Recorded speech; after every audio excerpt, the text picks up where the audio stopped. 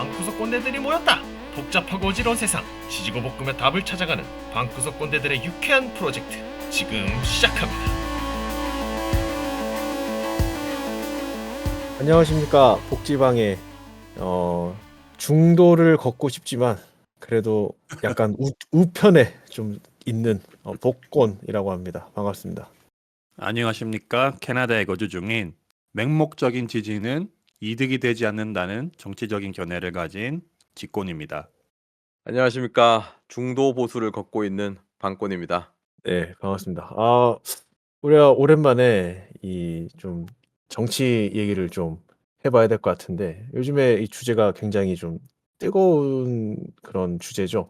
그래서 2025년 조기 대선 이야기인데요. 저희가 처음 이 복지방 토론을 좀 시작하면서 윤석열 탄핵 사유에 대해서, 탄핵 상황에 대해서 좀 나눴었는데 그 이후에 후속타라고 좀 할 수 있습니다. 그래서 윤 대통령 탄핵 이후에 다가오는 2025년 6월 3일에 조기 선거가 치러지는데요. 당선자는 이제 인수위 없이 바로 대통령직을 시작하게 됩니다. 상황이 아주 급박한 상황이죠. 이 주제에 대해서 조금 나눠보고 싶습니다. 사실 좀 염려가 되는 부분은 그 네. 45일간의 인수위원회가 활동하는 시기에 많은 정책적인 보완이라든지 공약들을 보완하는 시기를 가질 수가 있는데, 아까 우리 복권님이 이야기하신 것처럼 지금 인수위 절차 없이 바로 그냥 임기가 시작하기 때문에 좀 혼란스러울 것 같긴 하네요.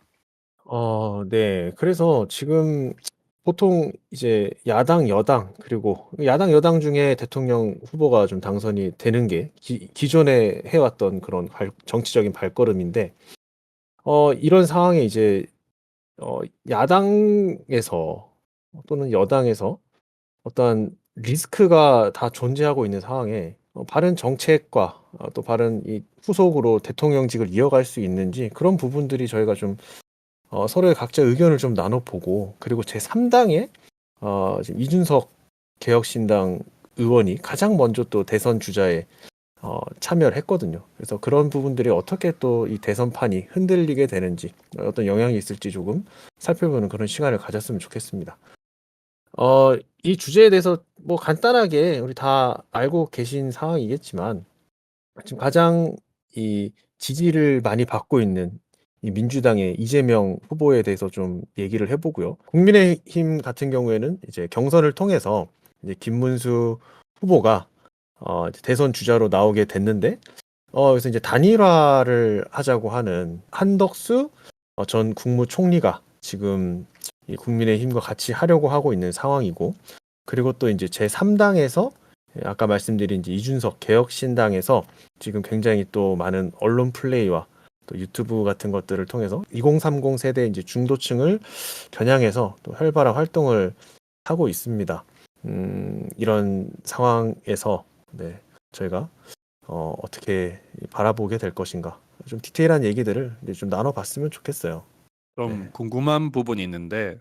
한덕수 이분이 출마를 하시는데 무소속으로 네네. 대통령 후보 그 자격 요건이 어떻게 되죠? 그냥 누구든지 할 수 있나요? 무소속이면? 나이 30세 이상이었나요? 우리나라 35세 이상인가요? 대통령이? 네, 근데 나이가 어느 정도 있어야 되는 것과, 뭐 당연히 이제 대한민국 그 시민이 있어야 될 것이고, 그리고 선거 자금이 필요하죠. 그럼 결론적으로는 돈만 있으면은 뭐 특별한 뭐 추천 이런 거 없이 가능하네요. 맞아요. 네, 가능합니다. 간단한데 헌법상 요건은 대한민국 국민이면서 40세, 만 40세 이상, 그리고 40세군요. 네. 선거일 기준으로 현재 국내 5년 이상 거주하는 요건만 갖추면 누구나 될 수 있고, 그다음 공직선거법에서는 뭔가 그 금고 이상의 형이 확정되고 집행이 종료된 후에 뭐 5년의 미경과한 경우, 뭐 이런 그런 것들이 있어요. 아무튼 그런 뭐 결격 사유에 해당하지만 않으면 그 3억 원의 선거 기탁금을 내면 할 수 있습니다. 그러니까 우리 복권님한테 3억 몰아드리면 복권님 새로운 후보로 출마도 가능합니다. 복권님 내년부터 우리 한번 만들어 볼까요? 프로젝트로? 이게 일반인들이 만약에 무소속으로 나간다 했을 때에 아까 말한 선거 기탁급 3억에 대해서 예를 들어 어느 정도 일정의 지지도 득표를 하게 되면 다시 이제 돌려받을 수가 있어요. 오. 그래서 이게 이제 일종의 어떤 안전장치 같은 거죠. 흔히 말하는 이제 개나 소나 전부 다 나의 대통령 돼야지 하고 나갈 수 없도록 네. 그럼 그런 복고님을 국회로가 아니고 청와대로 하면 되겠네요. 청와대로 한번 모시죠. 어차피 아, 직고님이랑 저는 지금 만 40세가 안 됐기 때문에 못 나가요. 아, 이번부터 바로 아, 가능하구나. 이번부터 바로 만 가능합니다. 40대군요. 그러니까 만 지금 40세라서 이준석 우리 복고님이 이준석이 좀 바로 전에 됐을 나갔구나. 거거든요. 그쵸. 얼마 안 그럼 됐죠. 이준석 후보 그분이 따지고 보면은 방꼬님이랑 저보다는 나이가 많으시네. 그렇겠네요. 아이 뭐 무슨 여기서 뭐 날 그 한 달 두 달 가지고 우리가 나이를 얘기하기는 나한테 형님이라고 하시든가. 형 네 어쨌든 뭐 이준석 후보 생일을 찾아보니까 3월 네. 31일 생이네요. 곧 딱 아, 맞아 딱 떨어졌구나. 맞췄네요. 아, 네, 그래서 지금 이제 이재명 후보 같은 경우에는 3심 재판을 지금 이 대선 이후에 하기로 결정이 어제 이제 오늘 저희가 지금 녹음하는 날이 5월 9일이니까 5월 8일 날 아마 결정이 난 5월 7일이었나요? 5월 8일이었나요? 네, 그때 그 결정이 즈음에 난 것 나서 같습니다. 네. 네, 그래서 이제 대선에 나가는 것은 어떤 뭐 문제는 없는 걸로 되어 있지만 그래도 이제 대선 치르고 난 이후에 그러면 재판을 받지 않냐, 받을 수 있느냐, 뭐 이런 그런 문제점이 조금 있는 상태고, 국민의힘 같은 경우에는 아까 말씀드린 이 김문수 후보와 이 한덕수 후보 간에 이 단일화가 굉장히 좀 큰 이슈가 되고 있습니다. 예, 간단하게 좀 설명을 드리면 이제 김문수 후보 같은 경우에는 이제 11일 전에 11일 이후에 한 단일화를 하자라고 하고 있고 한덕수 의원은 11일 이전에 하자라고 하는데 이게 아까 전에 우리 말했던 그 선거 이 기탁금과도 좀 관련이 있어요. 왜냐하면 이제 무소속으로 나가게 되면 국민의힘에서 한덕수에 대해서 이제 공식적으로 선거 자금이나 어떤 지원이나 이런 것들이 좀 불가능해지는 거고요. 그래서 개인의 돈으로 선거를 치러야 되는데 그러면 이제 한덕수 입장에서는 많이 부담이 되는 거고 김문수 의원 같은 경우에는 본인이 경선을 통해서 이렇게 토너먼트로 이렇게 올라왔는데 지금 국민의힘에서는 한덕수를 대선 주자로 밀고 싶어 하거든요. 이게 당의 어떤 지침인지 모르겠지만 흔히 말하는 이 쌍권, 그러니까 권영세 의원과 권성동 의원 이 두 명 특히 이 친윤 세력이죠. 여기에서 한덕수를 조금 밀려고 하고 있어서 지금 김문수 후보가 오늘자로 이제 이 단일화에 대해서 이제 회의를 하자라고 했는데 본인 듣고 싶은 얘기만 하고 이제 나가버렸거든요. 이제 그런 일들이 좀 있어서 좀 어지러운 상황이고 여기에서 약간 좀 그 틈새 시장에서 활발하게 활동하는 게 이제 이준석 의원이에요. 그래서 이 사람이 한 언론에서 이제 나와서 하는 얘기를 들었는데 말을 정말 굉장히 잘합니다. 말을 잘해서 본인이 40대인데 어린데 과연 할 수 있느냐라고 했을 때에 이 보수에서 그렇게 칭찬하는 박정희가 46세 대통령이 돼서 경제 개발을 이끌었다. 뭐 이병철 회장이나 또 정주영 회장이나 40대 때 젊은 패기로 다 이 나라를 세웠다. 이런 이제 얘기도 하고 또 그리고 굉장히 이 분석해서 지금 지지율이 굉장히 낮지만 자기가 끌어올릴 수 있는 그런 방식이 있다라고 얘기를 해서 어떻게 하나 단일화는 전혀 생각이 없다 그러고요. 그래서 어떻게 하나 했더니 유튜브를 통해서 진짜 많은 활동을 하더라고요, 요즘에. 그 알고리즘을 태우는 그런 그러니까 젊은 방식이죠. 그래서 이 표가 당연이란 말은 좀 그렇지만 이준석 의원이 과연 대통령이 이번에 될까라는 생각에 되진 않겠지만 이번 일을 통해서 더 많은 지지도를 얻게 될 것이고 이 행보대로 간다면 뭐 다음이나 다다음 뭐 늦어도 다다다음 정도 뭐 이때는 진짜 한번 대통령 될 수도 있지 않을까 이런 생각을 하게끔 이렇게 제 생각이 그렇게 되더라고요. 어쨌든 이런 상황입니다. 네. 그쵸. 개인적으로는 그 단일화 안 한다는 그 말이 이준석한테는 꼭 필요한 정치적 스탠스 같아요. 왜냐하면은 지금 당장을 안 보더라도 자기가 젊고 다르다 이거를 계속 강조하는 사람인데 단일화를 해버리면은 그 자체로 자기가 말한 거와 그대로 방향성이 충돌을 하는 거니까 이번에 되지 않더라도 단일화 없이 끝까지 레이스를 완주를 한다는 것 자체로도 다음번에 더 큰 지지층이 결집이 되는 효과가 있을 거라고 생각을 하거든요. 뭐 맞습니다. 음. 아무래도 뭐 30대에 정치를 하면서 당대표가 된 것도 사실 되게 놀라운 커리어였고 지금 만 40세 되자마자 사실 지금까지 최연소 대통령 후보가 아닐까 싶거든요. 이제 자격 갖추자마자 거의 뭐 한 달 만에 출마를 하게 되는 거니까요. 아무튼 뭐 그만큼 뭐 새로운 저희 같이 이제 40대가 이제 되어가는 입장에서 봤을 때는 좀 뭐 새로운 바람이 분다라는 거를 느낄 수 있고 이번에 그만큼 입지를 다진다면 우리 복권님이 얘기하신 것처럼 뭐 향후에 음. 정말 그런 가능성이 있지 않을까 생각이 됩니다. 근데 한 가지 저는 음. 조금 염려되는 게 있다면 이준석 후보가 상당히 말을 잘하잖아요. 토론 같은 것들 예전부터 많이 나와서 뭐 압살하는 그런 장면들도 많이 보여주고 본인 이야기로도 뭐 하버드 출신인데 그 당시에 토론 같은 것들 많이 해봤기 때문에 토론 자신 있다 이런 얘기를 하는데 음. 염려스러운 부분은 이게 대통령이 토론왕을 뽑는 건 아니잖아요. 결국은 국정을 맞습니다. 운영하고 행정 경험이 되게 중요한데 그런 경험들을 좀 쌓는 게 필요하지 않을까 이런 생각을 좀 음. 합니다. 저는 거기 좀 저도 좀 덧붙여서 이준석 의원 같은 경우에 이제 좀 아쉬운 점은 아직 결혼을 하지 않았다는 점. 네, 그래서 음, 물론 대통령이라고 하는 것이 뭐 결혼을 하든 안 하든 정치만 잘하면 되고 뭐 행정적인 일 잘하면 되고 국제 정세에서 잘 이득을 취해오면 되긴 하지만 그래도 이제 결혼을 하고 아이를 키웠을 때 우리가 흔히 얘기하는 이 꼰대가 얘기하는 이제 성인이 되는 것, 어른이 되는 것에 대한 좀 아쉬움이 있지 않나 생각을 하는 부분이 있습니다.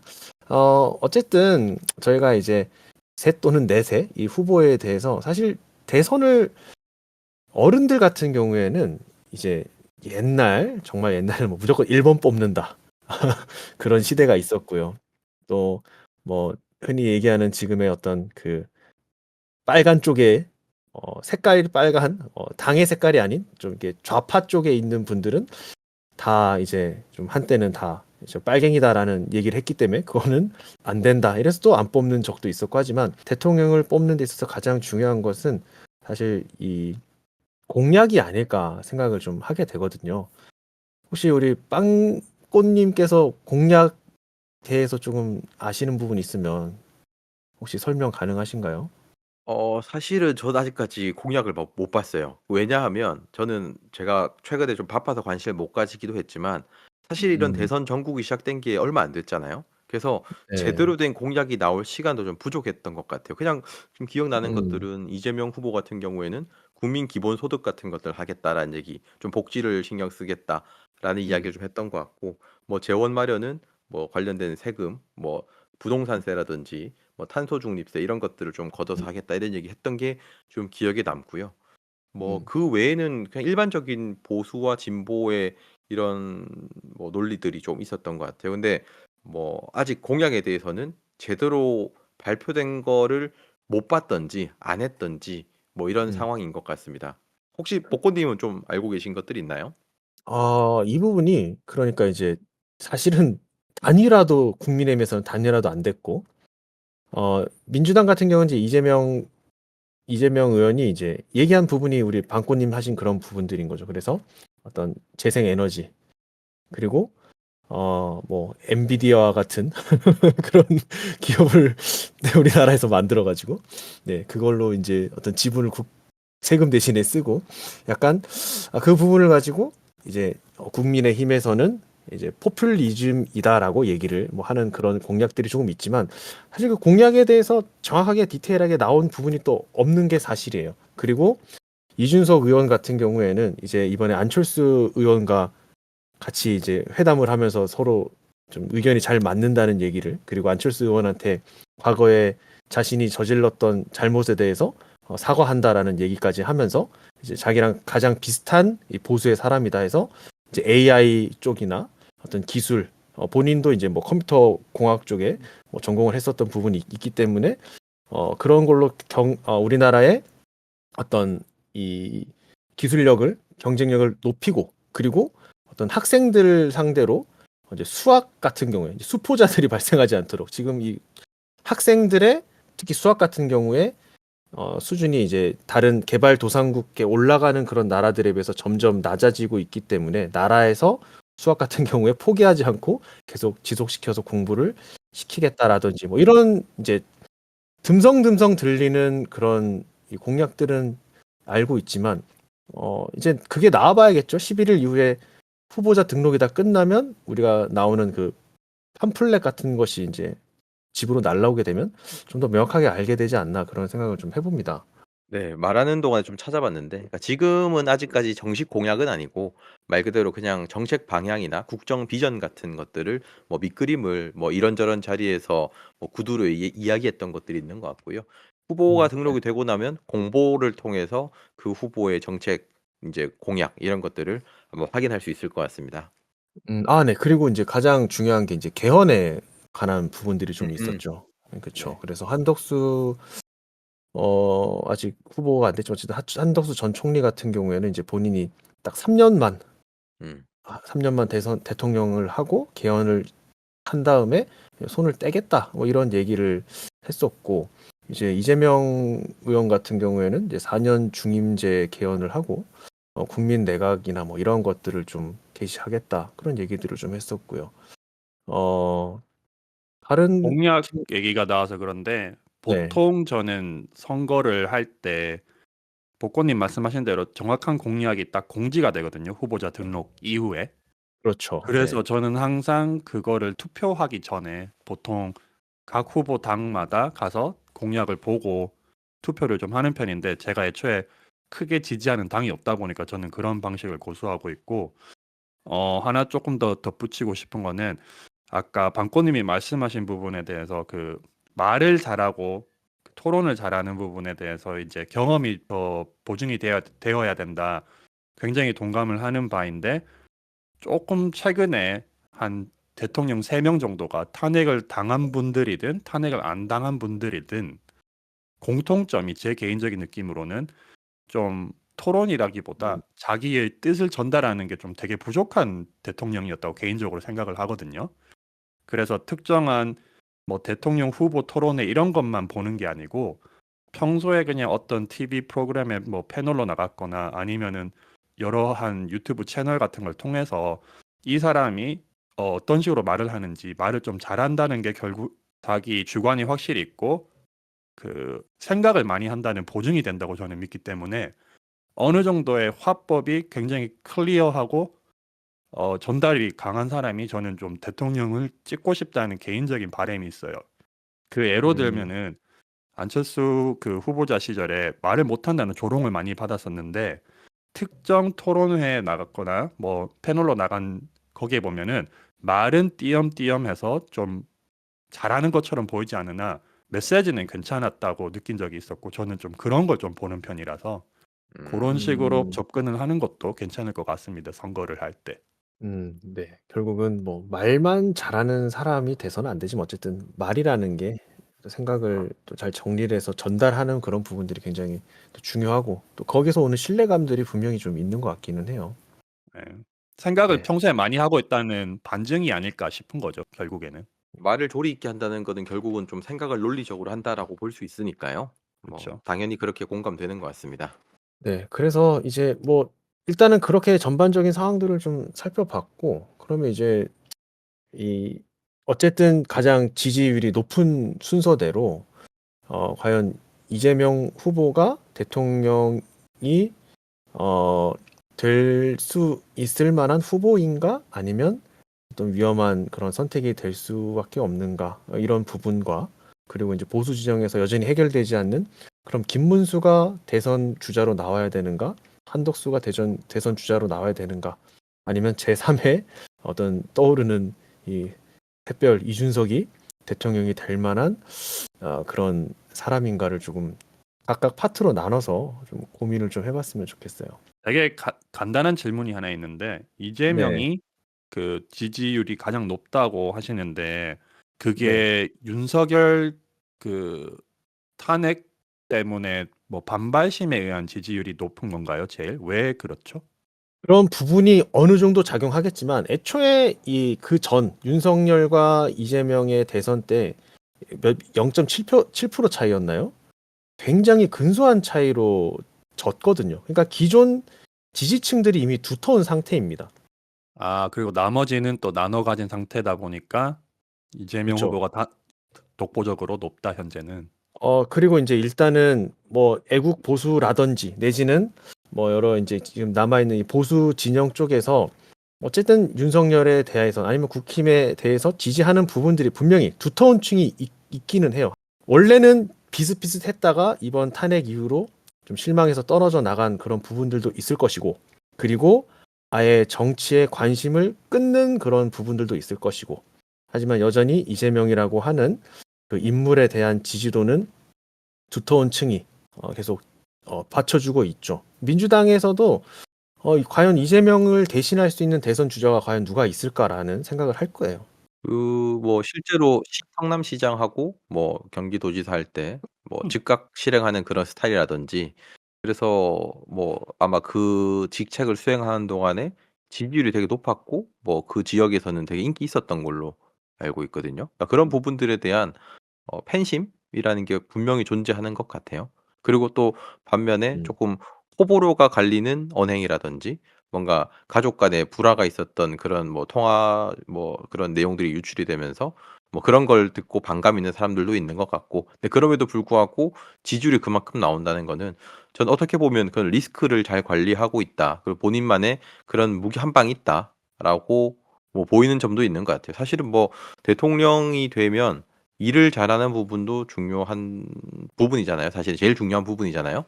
뭐 내가 되게 어질고 좋은 사람이다라는 게 대통령이 되는 조건은 아니니까, 그런 부분들이 뭐 충분히 표심을 자극해서 좀 선호도가 있는 것처럼 보이는 게 아닌가 싶습니다. 거기에 네. 좀 덧붙이고 싶으면은 뭐 이재명은 사법 리스크가 있고, 제가 그 인터넷에서 봤던 바로는 이준석은 뭐 안티 팬들이 많은데 그 이유가 싸가지였고 토론에서 잠깐 논리가 밀릴 때는 비아냥거리는 그런 부분들이 있다, 뭐 이런 것들이 떠돌아다니고, 저는 솔직히 한덕수랑 김문수란 두 분은 잘 몰라요. 잘 모르기 때문에 정보가 없는데, 이제 아는 두 분만 좀 얘기를 하자면은, 대통령이란 자리는 어차피 저희 입장에서 보면은 선출해서 그냥 저희를 위해서 열심히 일할 사람을 찾는 거기 때문에, 저 개인적인 기준으로는 내가 누군가를 뽑을 때 이 사람이 뭐 막말을 하는 거 이런 거는 전혀 관심사가 없거든요. 예를 들어서 이준석이 또 윤석 후보가 또 뭐 비아냥됐다 이래서 뭐 좀 찍혔다 이런 거는 저한테는 관심사가 전혀 해당이 안 되는 부분이라서, 이 사람이 논리 있게 철학이 있고 그리고 일을 잘 추진한다는 거에서만 좀 집중해서 투표를 하기 때문에 다 그렇게 접근하면은 좀 좋지 않을까 이런 생각도 가져봅니다. 하나 궁금한 게 아, 있는데, 왜 유럽 같은 경우에는 그 사람의 개인적인 사정은 뭐 그게 정치에서 크게 안 보잖아요. 뭐 스캔들이 있든 뭐 이혼을 했든 이런 거에 대해서 이슈가 안 되는데, 우리나라는 좀 그런 게 있는 것 같고요. 캐나다는 혹시 어때요? 지탄을 받는 수준이지 이걸로 막 지지층이 확 뒤틀리거나 흔들리는 그런 거는 없어요. 여기서 보면은 뭐 그 주가 있다 보니까, 외국에는 나라가 크니까 그 주 수상이라고 부르거든요. 이게 한국어로 정확하게 어감이 맞는지 모르겠지만, 주 수상이 뭐 마약에 연루되거나 그 개인 비리, 그러니까는 정치적 비리 말고 개인 비리에 연루되거나 그걸 가지고 뭐 후보자 자격이 없다, 그래서 나는 이 사람을 지지 안 한다, 그런 사람도 있지만은 그렇게 크진 않은 것 같아요. 음, 바람 뭐, 피고 이런 거는 되게 공공연하게 이루어지는 거고요. 그러니까 개인적인 문제는 정치적인 문제와 결부시키지 않는다. 약간 그거는 캐나다도 뭐 유럽과 비슷한 것 같고, 우리나라는 사실 좀 그런 거는 되게 안 좋게 보는 편인 것 같거든요. 한국이 그거잖아요. 약간 공공적으로 알려진 인물에 대해서는 되게 엄중한 도덕적 음. 잣대를 들이대니까, 되게 쉬운 예로 캐나다의 온타리오 지금 주 수상이 약간 트럼프처럼 비슷한 생긴 사람이 있거든요. 덩치 생김새가. 있고, 예, 생김새도 그런데 그 사람이 막말부터 뭐 술 만취해서 실수한 것들, 바람핀 거 이런 것 각종 이슈가 다 있는데 연임을 했어요. 음, 음. 그 주 음, 사람들은 그 사람이 하는 것에 대해서 좀 괜찮다 이렇게 생각을 하고, 그리고 트럼프가 나타나면서 트럼프에 대해서 조금 더 확실한 메시지를 보내기도 했거든요. 그래서 정치랑 개인사는 약간 확실하게 구분짓는 서구권 문화가 있는 거는 확실히 있는 것 같아요. 그리고 이게 다르대요. 한국은, 저희는 약간 어떤 게 그쵸. 있냐면, 그런 권위주의적이라든지 또는 뭔가 실수한다든지 뭔가 좀 그런 부분들에 대해서 우리 직고님 얘기하신 것처럼 너그럽지 못하거든요. 뭐 예전에 김문수 후보 같은 경우에는 뭐 119 통화 사건이 있었는데 그런 거에 대해서 좀 뭐 개인적으로 좀 권위적이 느낀다. 아 이건 조금 아닌 것 같다라는 생각하는 사람들도 있고 또 이재명 후보 같은 경우도 아까 얘기했지만 그런 뭐 가족 간 통화에서 좀 감정이 격해진 그런 내용들 보면서 조금 이제 비판적인 시선을 보내는 사람들도 있거든요. 물론 음. 그런 거를 때문에 또 싫어하는 분들도 있는 걸로 알고 있고. 음. 근데 뭐 그런 것들을 캐나다 입장에서 보면 why not 이런 느낌이 되는 거네요. 그게 약간 시각의 차이인 것 같아요. 우리나라는 정치인 이꼴은 지도자, 우리가 위로 볼 사람 이런 사고가 있다고 생각을 하거든요. 저는 따르고 우리가 우러러보는 사람들이 정치인이다, 지도자다. 외국에서는 정치인을 그런 방향으로 전혀 보지 않기 때문에 그 차이가 좀 음. 가장 크다고 생각이 드네요. 음. 왜냐하면은 나보다 위에서 내가 믿고 따르려면은 나보다 우월해야 되잖아요. 결론적으로는. 그렇기 때문에 더 엄중하게 잣대를 들이미는 게 아닌가 싶기도 하네요. 개인적으로는. 근데 뭐 사실 이 국회의원 중에 정가 없는 사람 거의 없습니다. 찾기 힘들거든요. 네. 네, 그건데 그러니까 어떤 이런 특정 시점에는 그런 것들이 흠이 된다고 얘기를 하지만 그게 뭐 우리도 why not 근데 어떤 이 지금 이 딱 대선 내지는 총선 이 선거 기간에는 그런 것들이 흠으로 비춰질 때가 많이 있죠. 근데 사실 지금 뭐 정과 4범과 정과 5범의 싸움이 되는 거거든요. 이재명과 김문수가 붙는다면. 아 진짜요? 근데 다 운동권 이 세대를 거치신 분들이라서 그렇죠? 그렇게 전과가 있는 거죠. 그런 부분도 있고 지금 그거 외에도 이제 어쨌든 이재명 후보 같은 경우에는 그 사법 리스크 중에 뭐 저기 공직선거법 말고도 그 외에 뭐 수많은 것들에 지금 엮여 있고 또 이제 뭐 다 어떤 뭐 결론이 날지 어떻게 될지 다 모르지만 어쨌든 사람들이 이제 죽어나가는 그런 일들도 있었고 그렇기 그분이 때문에 만약에 당선이 되면은 네. 그 재판이 후에 벌어진다 했잖아요. 그럼 네. 재판으로 인해서 또 박탈이 가능하겠네요, 또. 그렇게 될지 안 될지 모르는데 일단은 면책 특권이 있기 때문에 대통령이 됐을 때 절대 뭐 재판을 그 당시 해가지고 대통령 끌어내리고 그러진 않을 겁니다. 그런데 지금 이제 뭐 이재명 후보 같은 경우에는 본인 스스로도 많이 불안한 감이 좀 있을 것 같기는 해요. 그 본인이 가지고 있는 리스크가 있죠. 그리고 어떤 뭐 탄핵이 되고 나서 이제 다 끝났을 것 같은데 뭐 유죄 받았다 무죄 받았다가 다시 유죄 취지로 다시 파기환송됐다가 그러니까 어떤 민주당 쪽에서는 계속 입법을 하고 있거든요. 그 당대표 지키기를 하는 거냐 이재명 지키기 위해서 법을 자꾸 바꾸냐 뭐 이런 얘기가 나올 만큼 이제 본인 스스로 좀 불안한 그런 부분들을 안고 있는 것 같죠. 그래서 뭐 이게 어떤 노림수인지 아닌지도 모르겠지만 뭐 누가 총으로 암살하려고 했다 그러니까 이제 한참 이 방탄조끼 입고 활동하는 그런 모습도 보였었고요. 실제로 칼에 이제 좀 찔릴 뻔한 그런 위협적인 일도 있었죠. 네, 그런 일들이 있기 때문에 어떤 그 심리적인 그런 작용들이 좀 있지 않는가. 어쨌든, 네, 트럼프를 보면은 그 끝나고 나서 만약에 당선이 되고 났다 하면은 트럼프가 사실 당선이 되기 전에 걸려 있는 게 주마다 다 다르니까요. 거의 100가지가 됐었거든요. 사건만 접수되어 있던 게. 네, 근데 그게 싹 다 사라졌어요. 아마 네. 비슷하게 가지 않을까 싶긴 하네요. 당선이 되면은. 사실 뭐 이재명 후보 입장에서는 물론 대통령 되는 게 뭐 최고의 권력을 잡는 거니까 그것도 좋은 거지만 본인이 가지고 있는 그 리스크들을 일단 다 털어낼 수 있는 그런 굉장히 좋은 방법이고 사실 저는 뭐 그냥 어차피 대통령은 뭐 그분이 될 것 같은 생각이 드는데 근데 이제 너무 폭주하는 거는 좀 막았으면 좋겠다 그런 생각이 좀 있기 때문에 뭐 이렇게 생각을 하는 거죠. 어쨌든 뭐 그분이 되고 나서 더욱더 예, 이 나라가 이제 그 민주당에 지금 안 그래도 많은 의원 수를 과반수 이상의 그 의석을 가지고 있기 때문에 더욱더 예, 폭주하지 않을까 생각이 듭니다. 예, 그래서 우리나라 같은 경우에는 뭐 동방예의지국이고 또 그런 부분이 또 작용하니까. 예, 근데 좀 궁금한 게 예. 그러면 캐나다나 이런 유럽에서는 이게 정치적으로 마케팅을 할 때 네거티브를 잘 안 하나요? 보통은 이제 이런 것들이 네거티브 할 때 '저 사람은 저런 흠결이 있어. 저 사람 뭐가 문제야.' 이런 식으로 네거티브를 하고 거기서 이제 표를 뺏어오는 그런 전략들을 취할 텐데 아마 저희도 이제 곧 선거가 시작되고 나면 뭐 이제 사법 리스크 있는 사람이 후보가 돼서 되냐 또는 뭐 너무 저렇게 권위적인 사람이 후보가 돼서 되냐 이런 네거티브를 하면서 우리나라 사람들은 좀 그런 것들 도덕적인 흠결이라든지 이런 것들을 찾아보려고 할 텐데 캐나다는 그런 걸 안 해요 그러면? 아니요, 똑같습니다. 그 똑같아요? 네거티브를 요번에 최근에 그 총리 선거를 했죠. 그리고 실제로 진보당에서 당선이 됐는데 보통 선거는 어차피 이게 그 여기는 개인을 뽑지 않거든요. 그냥 정당 투표만 해요. 총리제다 보니까 대통령제가 아니라서. 음. 그래서 보통은 네거티브가 없고요.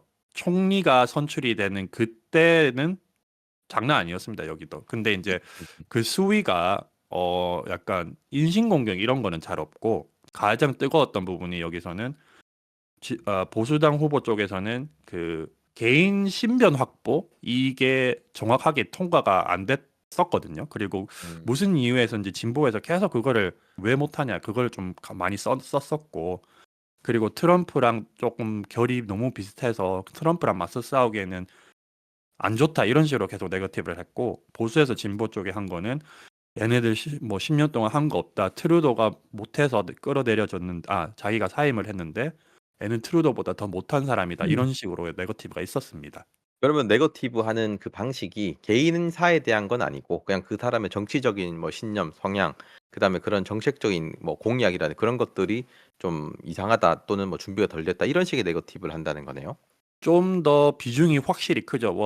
아까 음. 말한 그 개인 신변 확보 절차 이게 안 끝났다. 요거는 따지고 보면은 개인적인 공격이긴 맞긴 한데 그 나머지는 전부 다 특별하게 개인사에 대해서는 네거티브를 하지 않았죠.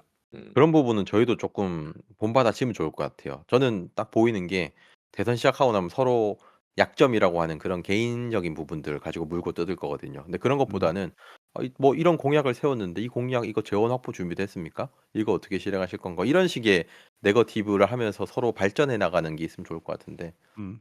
개인사를 너무 후벼파지 않을까? 어, 그러니까요. 저번 대통령 토론회 때 그런 걸 하면은 그냥 두리뭉실하게 다 넘어갔고 실제로 그렇게 대답했던 사람이 당선이 됐잖아요. 저는 그때 좀 어이가 없었어요, 사실.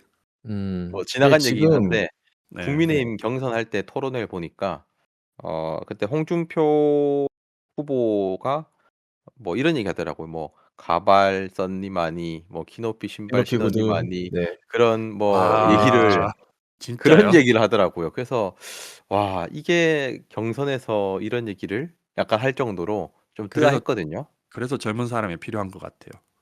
네. 어쨌든 이제 그 얘기를 계속 이어서 지금 이제 좀 나누고 싶은 얘기가 지금 이 보수 진영의 국민의힘이 아까 말씀드린 것처럼 이게 단일화도 안 되고 네거티브를 이제 서로 까다가 이제 갑자기 이제 또 같이 가야 되니까 이게 코미디가 따로 없다 이런 얘기를 지금 또 듣고 있는 상황이거든요.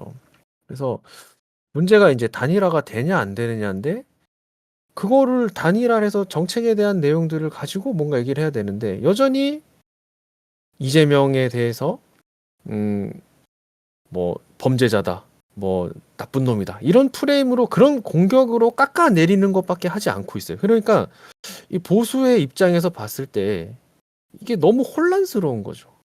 그게 저는 아까 오프닝에서도 말한 것처럼 중도가 되고 싶은 어쨌든 우측에 좀 치우쳐져 있는 사람이기 때문에 이대로 당이 망하지 않을까라는 생각도 좀 들어요.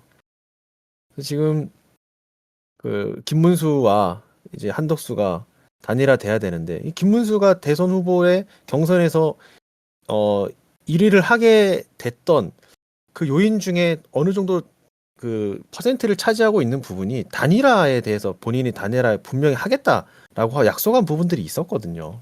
음. 근데 여전히 지금 김문수 계속 도망 다니고 있고 한덕수는 빨리 11일 전에 해야 되니까 빨리 이거를 단일화를 해서 본인이 나가야 돈이 안 나가는데 그러니까 빨리 하려고 그러고 당에서도 지금 답이 없는 거예요. 그러니까 빨리 단일화 하세요 하는데 선거 운동을 하고 하자. 그러면 문제가 어떻게 되냐면 예를 들어서 단일화 했는데 김문수가 대표가 안 됐어. 그러니까 대선 후보로 한덕수가 돼. 그러면 기호 2번이 비는 거예요. 음. 그런 상황이 돼 버리는 거죠. 그러니까 지금 단일화를 할 수 있느냐 없느냐 이게 가장 큰 문제. 그리고 단일화를 한다라고 할 때 지금 이재명 같은 경우에는 어쨌든 구체적으로 나오는 뚜렷한 공약이 없더라도 어쨌든 내가 대통령이 되면 이러한 일들을 하겠다라고 얘기를 하는데 국힘은 저 이재명 저 나쁜 놈 저거 이렇게 얘기만 하고 있다라는 그 안타까운 상황인 거죠. 예, 네거티브도 정말 아까 우리 직고님, 박고님 얘기하신 것처럼 정책에 대해서 그게 실현 가능성이 있느냐 없느냐에 따라서 있다라고 하면 왜 있는지, 없다라고 하면 어떠한 사례를 통해서 왜 없는지에 대해서 서로 토론하고 얘기를 해야 되는데 그런 부분들이 없으니 사람들이 질려버리는 것 같아요. 특히 보수 쪽에서. 이거 그냥 되게 짧은 질문인데 단일화 얘기를 하셔서 그 김문수 후보가 단일화를 얘기를 했을 때 그 단일화가 한덕수 총리와의 총리가 맞죠? 총리와의 단일화가 해당이 되는 거예요. 왜냐하면은 이준석은 아예 정치적 행보로다 모든 걸 종합했을 때 단일화를 하면 안 되고 관심도 없거든요. 그 둘을 단일화를 얘기를 하는 거예요? 아니면은 보수 전부 단일화를 얘기를 하는 건가요? 쉽게 얘기하면 이거예요. 반 이재명파는 다 모여서 빅텐트를 쳐서 대항하자. 그 단일화를 노렸던 것 같아요. 보수 그러면 모두 집결해라. 이준석이 반 이재명 파예요? 반 이재명파가 반 이재명파다 이게 아니라 네. 진보와 보수의 싸움이었던 거예요. 어, 근데 진보의 대장이 지금 이제 이재명 후보기 때문에 반 이재명파를 결성을 해서 왜냐하면 아까 얘기한 것처럼 지금 이재명에 대한 그 지지도가 굉장히 높기 때문에 모든 보수의 표심을 다 끌어모아도 될까 말까예요. 그래서 단일화라고 하는 것은 이제 이렇게 찢어져 있는 보수의 이 모든 것들을 모아서 하나로 힘을 합쳐 캡틴 플래닛을 만들어내자. 땅불 바람 물 마음을 만들자. 이 얘기를 한 거였죠. 그런데 이 중요한 건 이거예요. 김문수 같은 경우에는 3번의 경선을 통해서 본인이 자기는 이제 6억 냈다, 20억 냈다 막 그런 얘기 하고 있거든요, 지금. 당비로. 이번에 경선 당일 3억을 냈고. 그런데 한덕수 같은 경우에 뭐 했냐 이거거든요. 무임승차하겠다는 거 아니냐. 근데 저 같아도 그건 좀 짜증 날 것 같아. 내가 돈 다 내서 나는 경선을 경선에서 8명 했는데. 중에서 1등 했는데 예, 갑자기 갑자기 이제 그쵸. 그렇네요. 한덕수를 밀어준다 그러니까. 근데 또 한덕수 같은 경우에 이분이 당원도 아니거든요, 사실은.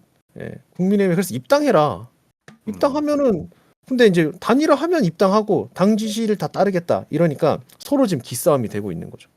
그러니까 여기에 질려버린 어떤 보수 이 안에서도 그래서 싸움이 지금 나는 거예요. 김문수 왜 저러냐, 한덕수 왜 저러냐 이 싸움이 나고 있는 그 틈새 시장을 그래서 이준석 대표가 공략을 하는 것이. 그쵸. 네. 근데 이제 뭐 결국은 단일화를 하지 않을까요? 우리가 이거를 이제 녹음을 하고 실제로 업로드한 시점쯤에는 누군가가 단일화를 되어 누군가 있을 수도 후보로 있겠다. 되어 있겠죠. 안 되어 있으면 보수는 거의 괴멸할 수밖에 없는 수준을 갈 것 같아요. 왜냐면 뭐 서로 이런 갈등을 보면서 보수 지지층도 분열할 거거든요.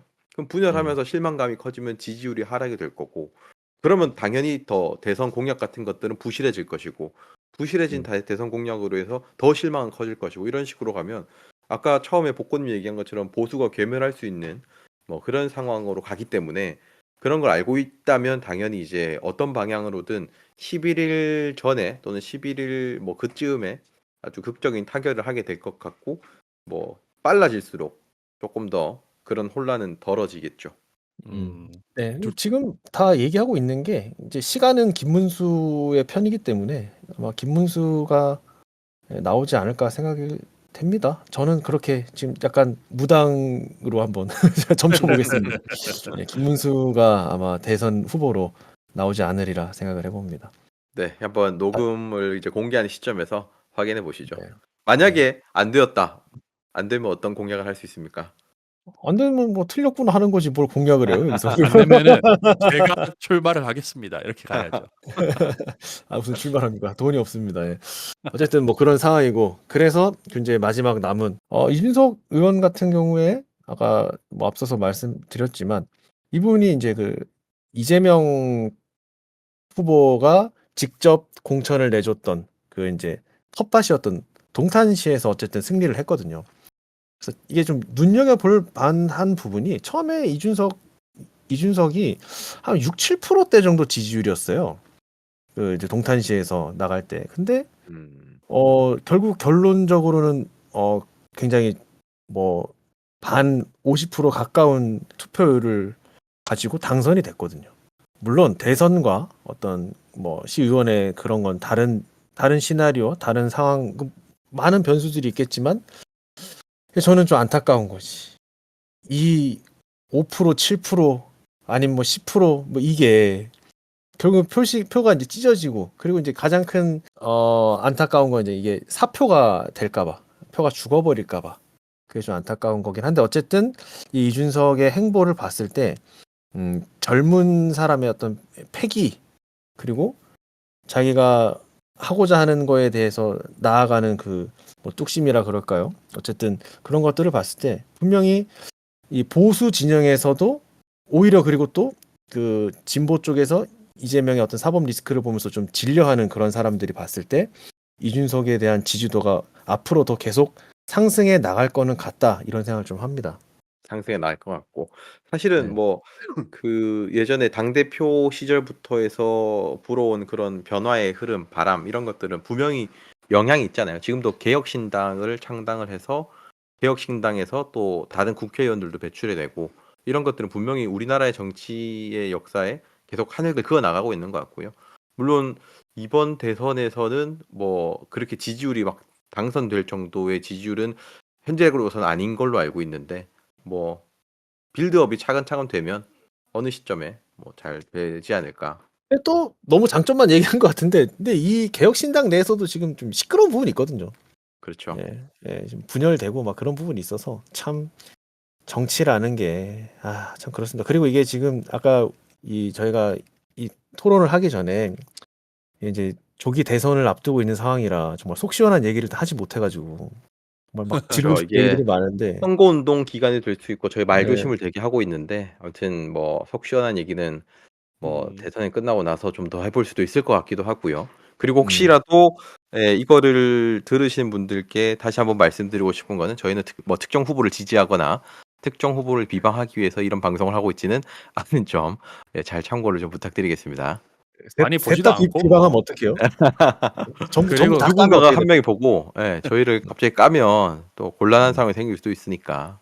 그 이준석 이 후보에 대해서 한마디 덧붙이자면은, 그 2030은 확실히 지지율이 높을 것 같아요. 왜냐하면 미디어 노출이 2030이 쓰는 루트들을 통해서 정말 많이 됐었고, 그 다음에 저는 일단 개인적으로 투표를 할 때 사표에 대한 두려움이 좀 없거든요.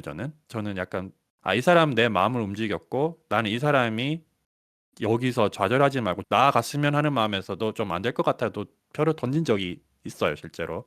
제가 잠깐 죄송한데, 지난번에 그 재외국인 대선 투표하실 때 안철수 후보 찍었다가 날라가서 겁나 짜증났다고 얘기하지 않으셨어요? 짜증 나는 거는 저의 솔직한 감정을 표현을 한 거고,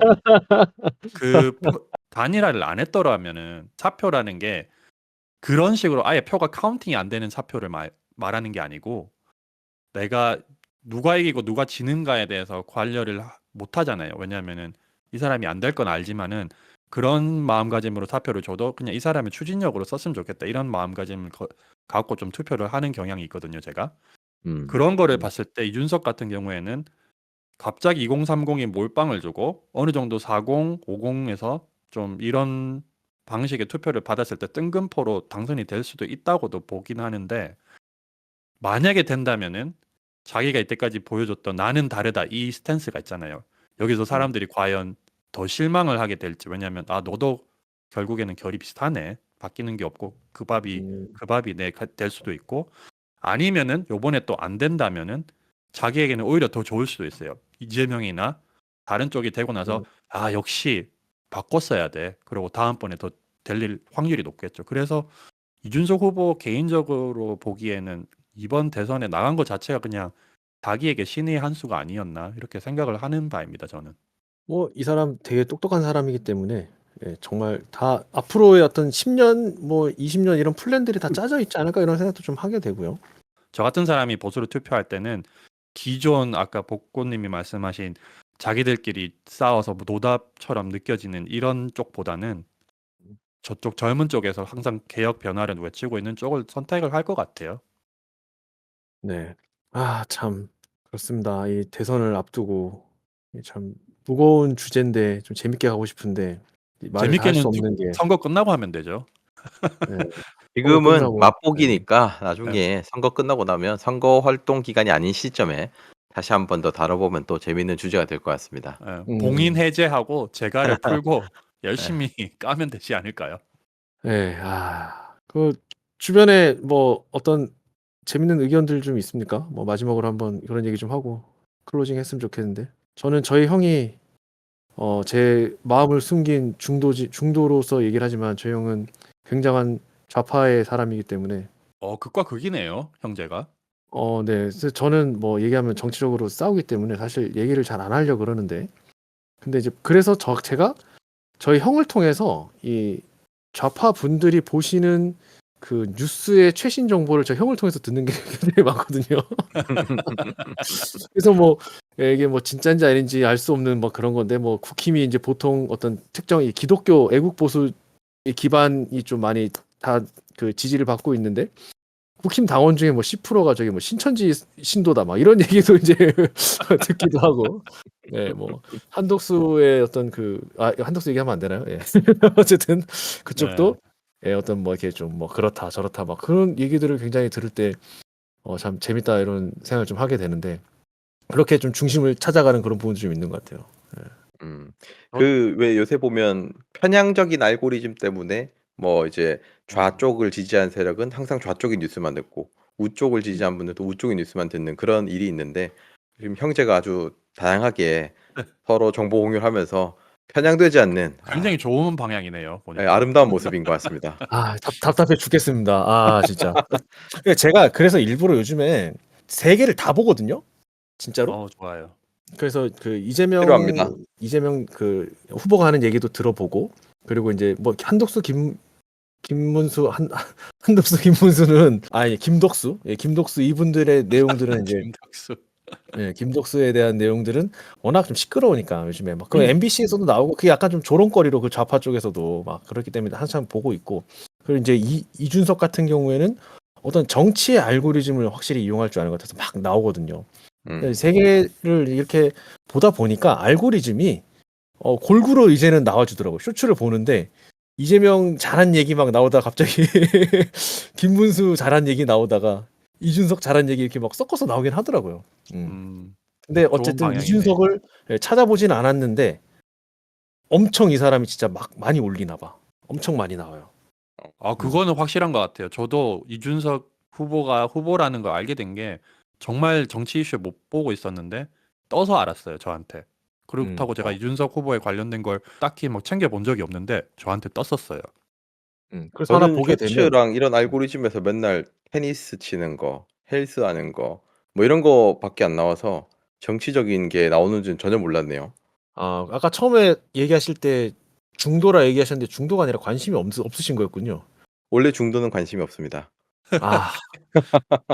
근데 저희가 처음 이제 그 탄핵 시국에서 우리 이제 정치적 얘기를 좀 했을 때 이 정치적으로 어쨌든 이 탄핵이 주는 장점이라는 게 탄핵이 아니라 계엄에 주는 장점이라는 게 일반 시민들이 정치에 대한 관심을 가지게 되는 부분이 굉장히 긍정적인 부분이었다라고 저희 나름의 평가를 내렸는데 나중에 보니까 정치를 진짜 잘하는 건 국민들이 정치에 관심을 없게 만드는 게 정치를 가장 잘하고 있는 거라 그러더라고.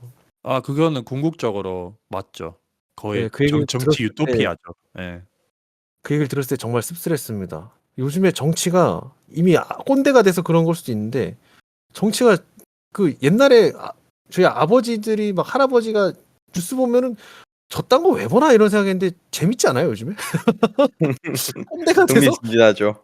재밌어지니까 이게 지금 슬퍼해야 되는 거냐 재밌어야 되는 거냐 아니면 나이를 먹어서 그런 건가 좀 헷갈릴 때가 있어요. 그래서 여러 가지 아닐까요? 일단 우리 삶에 좀 영향이 어릴 때보다 크니까 더 다 섞여 있는 것 와닿는 것 같습니다. 같고. 예. 저희 딸들은 저는 아직까지 별 관심 없어요. 한마디 이제 마무리 멘트를 좀 하자면은 제가 아는 지인 중에 한 명이 그 윤석열 탄핵에 관해서 열변을 토하는 거를 제가 봐가지고 그때 느낀 생각은 저는 항상 약간 우리 정치인은 우리의 일꾼이고 감정이입할 필요 없고 한쪽만 몰아서 맹목적인 지지하면은 결국에 나한테 화살이 돌아온다. 무조건 이주이기 때문에 좀 감정이입을 좀 안 했으면 좋겠는데 감정이입을 안 하면은 이쪽이 다해서는 절대 안 돼. 이거는 일단 사라지거든요. 그것만 사라져도 조금 더 냉철하게 볼 수 있지 않을까 이런 생각을 하고 정치가 아까 우리가 농담으로 관심이 없다는데 그 복고님이 말씀하다시피 우리 생활에 그 되게 밀접하게 연관이 돼 있으니까 정치에 관심을 갖되 뉴스를 혈안을 대서 보고 있을 필요는 없고 누구 특정 후보자나 특정 정당에 과몰입할 필요도 없대. 이 정당이 어떤 그냥 방향성을 가지고 있대. 요 정도는 항상 지켜보고 있으면은 이쪽이 지금 나랑 맞네. 이쪽이 지금 나랑 맞네. 이런 식으로 투표하면 가장 이상적이지 않을까. 저는 개인적으로 항상 이렇게 믿고 있습니다. 좋은 말씀 감사합니다. 교과서적인 저는 얘기죠. 마무리 저도 말을 하고 싶은 부분은 사실은 완벽한 사람도 없고 완벽한 후보도 없잖아요. 그러니까 결국은 뭐 공약 나중에 나오고 나면 잘 찾아보고 자신이 생각했을 때 이게 좀 더 차선 또는 좀 더 나은 것 같다라는 것도 좀 스터디 충분히 하고 잘 투표할 수 있는 그런 게 되면 참 좋을 것 같습니다. 그리고 두 어, 분한테 감사드려요. 왜냐하면 저는 좀 정리가 안 된 부분도 있었고 누굴 찍지 이런 생각만 막연하게 갖고 있었는데 조금 도움이 된 것 같아요. 다행입니다. 뭐 저도 뭐 마지막으로 얘기를 해보자면 어쨌든 나라가 참 어려운 상황이 계속되고 있어요. 사실 지금 좀 트럼프 정부 들어오면서 관세 전쟁이 시작이 됐고 참 거기에 우리가 대응을 해야 되는 상황인데 아직 아무것도 하지 못한 그런 상황에서 대통령이 누가 되고 어쨌든 지도자가 있느냐 없느냐의 차이가 굉장히 크기 때문에 대선 이후에 대통령이 당선이 되고 정해졌을 때에 이제 앞으로 이 모든 문제들을 이제 여물고 담으로써 새롭게 시작해 나가야 되는 굉장히 중요한 시기거든요. 이런 상황에서 어쨌든 저희들이 뭐 방구석에서 이렇게 꼰대들이 얘기해봐야 뭐 얼마나 많은 일들이 뭐 바뀌고 달라지고 하겠냐마는 그래도 이 나비 효과라고 하는 게 있잖아요. 우리의 작은 어떤 이런 관심들이 또 다른 누군가 또 이런 방구석에서 정치에 대해서 관심을 가질 거고 그런 관심들이 정말 좋다라는 게 어떤 특정의 당의 그 사람들이 원하는 결과에 대한 좋음이 아니라 정말 우리나라의 좋은 우리나라를 잘 이끌어갈 수 있는 대통령이 당선이 되는 그런 결과로 다가왔으면 좋겠습니다. 좋은 말씀입니다. 네, 야, 다들 감사합니다. 말씀을 너무 잘해주시네. 좋네요. 직권님은 그러면 조기 대선을 하게 되면 갑자기 궁금하네요. 그 대선 그 선거는 언제 하게 되는 거죠? 그러면? 저번에 제가 경험해 봤을 때 아마 한 2, 3주 전에 할 겁니다. 근데 이번에는 이게 조기 대선이라서 그런가? 그 영사관이 제가 거주하는 시에는 없거든요. 그래서 보통 이제 대선이 치러질 때는 그 밴쿠버 총영사관에서 간이 투표소를 보내서 설치를 해주기 때문에 여기서 할 수 있는데 아마 없으면 제가 밴쿠버까지 가서 투표를 해야 될 거예요. 네, 6월 3일이 날짜기 때문에 대선 날이기 때문에 2주라고 해봐야 뭐 다음 주? 그 정도면 아마 돼야 될 텐데. 네, 2주 안에 아마 할 겁니다. 여기서. 네, 소중한 한 표를 꼭 해주시기 바랍니다. 비행기 타고 가야 되겠네요. 알겠습니다. 자, 그래서 이제 마무리합시다. 지금까지 저희가 방구석 꼰대들이 앞으로 다가올 조기 대선에 대해서 조금 살펴봤는데요. 이번 우리 토론을 통해서 각자 우리 꼰대님들 좋은 얘기 해주셔서 감사하고요. 앞으로 또 이런 좋은 주제를 가지고 우리 복지방 계속해서 토론해 나가려고 합니다. 다시 한번 말씀드리지만 특정 정당이나 후보들을 저희가 지지한 건 절대 아니니까 오해하지 마시고요. 꼭 소중한 한 표를 행사하셔서 다음 대통령, 우리나라에 좋은 대통령 꼭 뽑는 우리 시청자분들 다 되시길 바라겠습니다. 지금까지 복지방의 복권 직권 안건이었습니다. 감사합니다. 감사합니다.